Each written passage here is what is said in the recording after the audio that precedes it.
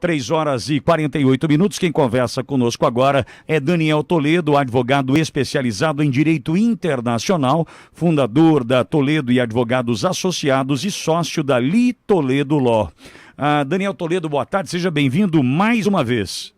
Obrigado, boa tarde a todos, prazer imenso estar aqui com vocês. Prazer é nosso, Daniel. Para falar sobre essas pessoas, Daniel, que insistem em postar vídeos com, entre aspas, né, dicas e depoimentos de quem deu um jeitinho para entrar nos Estados Unidos e que agora está tudo bem.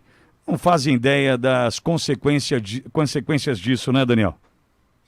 A gente tem visto cada vez mais aqui nos Estados Unidos, né, as pessoas elas criando as chamadas assessorias, né, assessorias onde ajudam as pessoas a, entre aspas, os recém-chegados a comprar um carro, matricular filho na escola, alugar uma casa, fazer a primeira compra de mercado, comprar um telefone, coisas nesse sentido, né? Então, eles que acabaram de chegar também se julgam expert e acabam fazendo aí essas supostas assessorias. Isso acaba, obviamente, num caminho péssimo, porque muitas vezes essas pessoas que fazem essas assessorias, elas entraram de uma forma não muito legal, ou elas entraram com o visto errado, ou elas permaneceram com o visto errado acima do tempo daquele determinado visto. Então acaba virando uma bola de neve essa situação, e a gente vê aí de maio para cá, 3 mil brasileiros entraram ilegalmente dentro dos Estados Unidos e hoje respondem processos de deportação. As pessoas pensam que é tranquilo, que é fácil, que isso vai acontecer de uma forma tranquila. Não é bem assim, tem se tornado um verdadeiro caos e inferno na vida dessas pessoas. Daniel, leigos que vão para os Estados Unidos a turismo, a passeio, entendem que precisam passar por um processo para obter aquele visto que vai garantir simplesmente uma entrada para, repito, turismo. Mas não é esse que garante outras oportunidades, em especial para quem quer trabalhar e estudar nos Estados Unidos. É por isso que existem vários tipos de vistos, né, Daniel? Existem vários tipos de visto, existem vários tipos de perfis. Muitas pessoas dizem erradamente, né, falando, olha, eu só consigo ir para os Estados Unidos se eu for muito, muito, muito rico, se eu tiver muito dinheiro e eu conseguir fazer esse tipo de investimento. E não é verdade, né? Existem vistos que são especificamente designados para as pessoas menos qualificadas, aqueles trabalhos menos qualificados. Existem vistos para isso. O mais importante é que a pessoa realmente tenha consciência de que ela precisa primeiro ver qual é o tipo de visto adequado para que ela possa fazer uma imigração adequada para os Estados Unidos. Ou ela vai ter, com certeza absoluta, aí um dissabor muito grande, ou vai virar refém, que é o que a gente tem visto acontecer muito, principalmente na questão de tráfico humano. Daniel, quem consegue um visto para turismo, para passeio nos Estados Unidos e começa a trabalhar, ele é considerado um imigrante ilegal? Ele não é considerado um imigrante ilegal porque a ilegalidade no formato jurídico ela tem uma outra conotação, mas ele está fazendo um trabalho irregular, ou seja, o visto dele vai ser cancelado de acordo com o INA 214, vai ter aí o visto dele cancelado com certeza, vai tomar um gancho, uma punição de pelo menos 10 anos sem poder entrar nos Estados Unidos e dificilmente depois desses 10 anos ele vai conseguir um outro visto de turismo. Então o que a gente pode considerar uma imigração ilegal de fato? Existe a irregular, né, que seria o overstay, seria a ilegal. A imigração ilegal é estouro de fronteira. Né? Eu costumo colocar de uma forma muito, às vezes até um pouco mais agressiva, dizendo que eu considero a imigração ilegal um estupro de fronteira, porque a pessoa não quer você lá dentro. Ela está dizendo, eu não quero essa pessoa aqui dentro, eu não te concedi um visto, eu não quero você dentro da minha casa, do meu país, da minha área territorial, da minha soberania. Mas você força isso, você viola aquele limite onde um país ou uma nação resolveu colocar para você. Então eu considero isso na mesma categoria de um estupro de fronteira, porque a pessoa realmente passou do limite de uma forma forçosa e agressiva para chegar num objetivo que só interessa a ele e não ao país. Então esse é o ilegal, esta pessoa está ilegal. Irregular é quem entrou nos Estados Unidos com um visto, foi concedido visto para ele entrou com visto, ele tinha autorização para entrar, mas ele ficou acima do tempo que é permitido pela imigração, ou seja, ele está irregular, ele não está ilegal. Agora, Daniel, e as consequências disso? Nós acompanhamos ainda no governo Trump aquelas crianças, né, que foram tiradas da presença, retiradas dos seus pais, enfim, imagens pesadas, né, que nós acompanhamos ainda ao longo da gestão Trump. Quais são as consequências para esses que insistem na ilegalidade?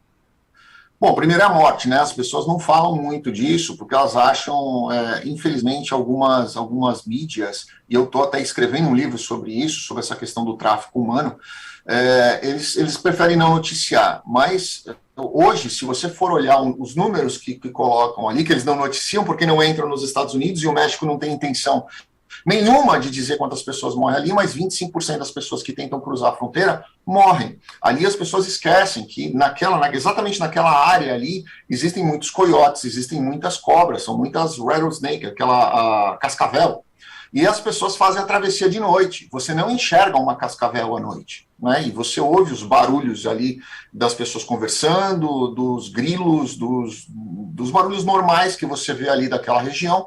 Você não ouve uma rattlesnake chacoalhando ali o chocalho dela. Então, muitas pessoas morrem ali. E elas morrem e ficam ali, porque não está dentro do território americano, ou se estiver já dentro do território americano, os Estados Unidos não quer assumir culpa por morte de ninguém. O México, obviamente, quer tirar o corpo dele fora. Então, esses números de mortes de pessoas não são noticiados. Então, primeiro é a morte. Segundo, muitas pessoas entram ali e acabam se entregando, né? Alguns casos vão para deportação imediata, outros vão para deportação, colocam um tornozeleiro e vão responder um processo de deportação, e outras pessoas ali acabam simplesmente sendo vítimas não tem dinheiro, realmente não tem dinheiro, são pessoas muito, muito carentes, não tem dinheiro, elas acabam fazendo acordos para pagar os coiotes, né?